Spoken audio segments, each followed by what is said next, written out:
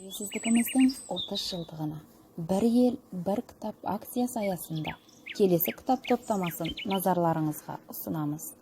Тобық Жармағамбетов, Отамалы. Бұл аңыз көктемде қар еріп, жер жалаңаштанғаннан кейін кенеттен ызғырықтың қайта соғып, боран қақап кеткенінде еріксіз еске түседі. Сондағы соққан долы жел солтүстіктегі мәңгі мұз тауларының арасында ұмыт болып қалған аңызды сары далаға қайта айдап әкеледі. Сондағы қаптай жауған қар қиыршықтарының әр қайсысында осы аңыздың мұз боп қатқан түйіршіктері ұшып жүреді. Сол кезде аңыздың әлсіреп жеткен мұң зары кең даланы тұмандай бүркеп кетеді.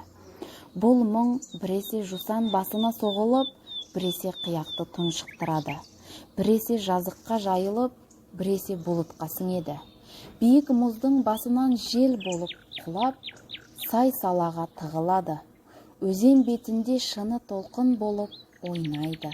Жер үсті, аспан асты жүрек зарына толып, төбелердің баурайын қайғы шарбасы қоршап алады.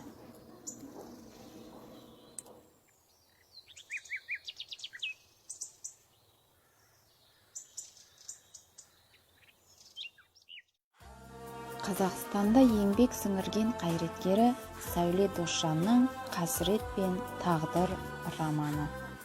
Жазушы шығармасында социалистік режим құрбандарына айналған Семей өңірі тұрғындарының қасіреті айтылады.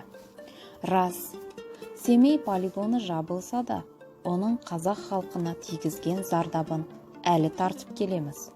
Жазушы кейіпкері аяулымның тағдыры арқылы осы қасіретті оқырманға жеткізе білді.